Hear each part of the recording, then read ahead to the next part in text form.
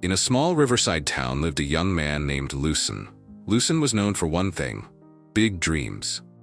He talked about becoming a successful entrepreneur, building a thriving community center, and even writing a book someday.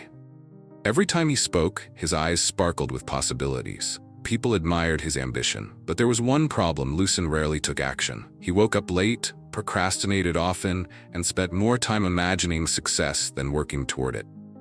His parents reminded him gently, his friends teased him playfully, but Lucen always said the same thing: "I'm waiting for the right moment." That moment never came.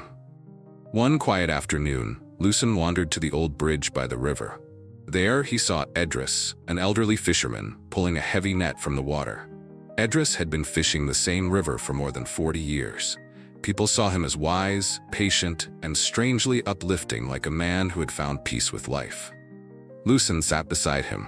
"Master Edris," Lucen said, "I want to do something great with my life, but I don't know where to start." Edris didn't answer immediately. He just kept pulling the net. Then he said, "Dreams are like this river. Everyone looks at the surface. Few are willing to enter the cold water." Lucen frowned. "What does that mean?" Edris smiled gently. Edris pointed to his net. "You see this? Every morning, I throw this net with my own hands. Sometimes it returns full. Sometimes it comes back empty. But the river never decides my fate. My effort decides my catch." Lucen stayed silent. Edris continued, "You have ambition, that's good. But ambition without action is just a dream that slowly rots." He picked up a pebble and tossed it into the river. "You keep waiting for the right moment, Lucen. The right moment is not something you wait for. It is something you create by taking the first step." Those words struck Lucen deeply, painful, but true. That night, Lucen stared at the ceiling, unable to sleep. Edris's voice echoed in his mind. "My effort decides my catch." So the next morning before sunrise, for the first time in years, Lucen woke up and forced himself out of bed. The air was cold, his eyes were heavy, and every part of him wanted to return under the blanket. But he didn't. He opened his notebook and wrote, "My dream: build a community workshop. My first step: offer free after-school tutoring to neighborhood kids." The idea wasn't big or glamorous. It didn't feel like a dream moment, but it was a step, a real one. That afternoon, Lucen tutored his first student, a shy boy named Tomel. The session was awkward at first, but the boy left smiling. For the first time, Lucen felt a spark of real progress. Days turned into weeks. Lucen began tutoring more children. At first, only 2 came, then 5, then 10. The townspeople began to notice. One evening, Edris visited the small room where Lucen taught the children. He watched quietly, leaning on his cane.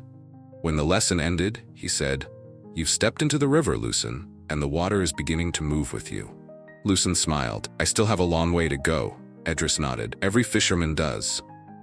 Months later, a local organization heard about Lucen's tutoring project. They invited him to speak at a community event and offered funding to help him build an actual learning center. Lucen couldn't believe it. He hadn't become a famous entrepreneur. He hadn't written a best-selling book. He hadn't built a giant empire. But he had created something real by taking small, uncomfortable steps every single day.